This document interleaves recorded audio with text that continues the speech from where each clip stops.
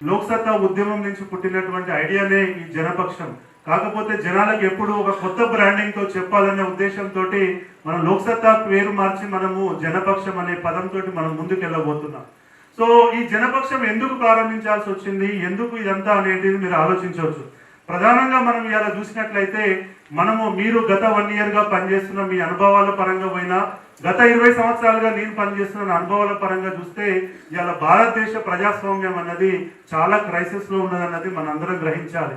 ఇలా భారతదేశం ఎదుర్కొంటున్న సమస్యల్లో ప్రధానంగా ఈ ప్రజాస్వామ్యం ఎదుర్కొంటున్న సమస్యల్లో మనం కన్సాలిడేట్ చేసి కనుక చెప్పగలిగినట్లయితే 10 సమస్యల్లో మనం చెప్పాలనుకుంటున్నాం.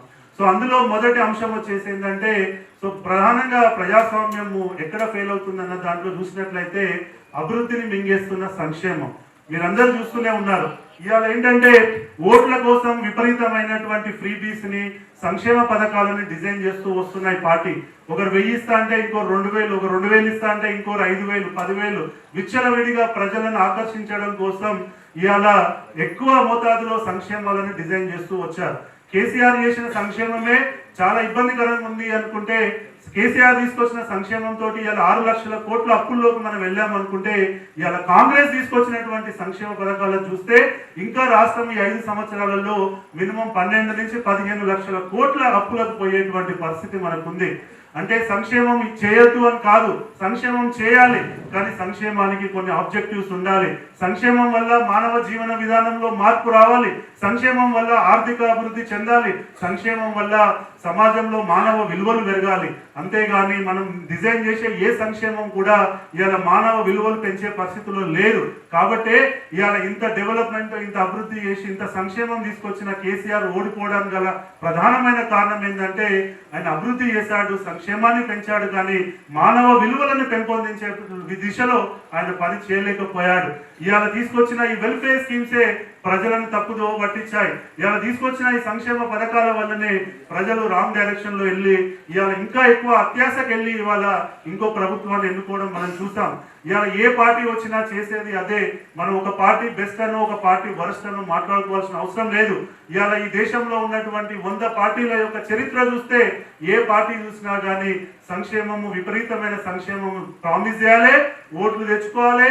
ఆ ఓట్లు తెచ్చుకున్న తర్వాత సంక్షేమం చేయడానికి డబ్బులు ఉండవు. మన బడ్జెట్ ఏందో తెలియదు, బడ్జెట్ కి సంక్షేమానికి లింక్ లేదు.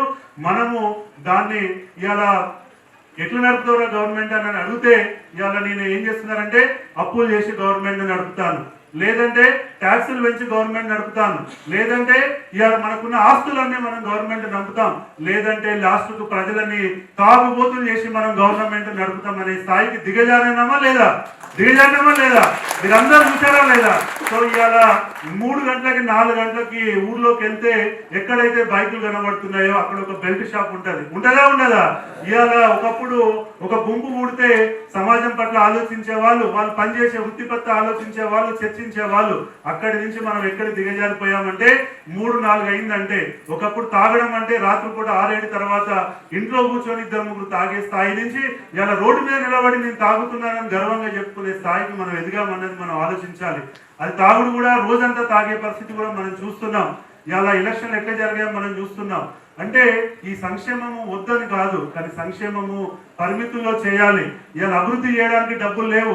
ఇవాళ వచ్చిన ప్రభుత్వం కానీ, ఆల్రెడీ వెళ్ళిపోయిన ప్రభుత్వం కానీ ఇవాళ చాలా ఫైనాన్షియల్ క్రైసిస్ లో మనల్ని పెట్టి వెళ్ళాయి. ఇవాళ కూర్చున్న వాళ్ళకి అదొక ముళ్ళ కంప, ఆ కూర్చున్న చైర్ ఇవాళ ఒక ముళ్ళ కంపతో కూడుకున్నటువంటిది. వాడు కూర్చోవాలని కూడా ఆశ లేదు, కానీ తప్పదు కాబట్టి వాళ్ళు కూర్చోవాల్సి వస్తుంది. ఇలా సంక్షేమం చెప్పుకుంటా పోతే ఇప్పుడు కాంగ్రెస్ ఇచ్చినటువంటి పథకాల గురించి మేము మొన్న క్యాల్కులేట్ చేస్తే జేపీ గారు కూడా చాలా మీడియాలో చెప్పారు. ఒక సంవత్సరం 6 గ్యారంటీలను అమలు చేయడానికి 2.5 లక్షల కోట్లు కావాలి. 2.5 లక్షల కోట్లు మన రాష్ట్రం యొక్క మన బడ్జెట్ వచ్చి 3 లక్షల కోట్లు. 3 లక్షల కోట్లలో 2 లక్షల కోట్లు గవర్నమెంట్ నడపడానికి పోతే మిగిలేది 1,00,000 కోట్లు మాత్రమే. మరి 2.5 లక్షల కోట్లతో ఎట్లా మనం సంక్షేమం చేస్తాం? మళ్ళీ వీళ్ళు కూడా అవలంబించేది సేమ్.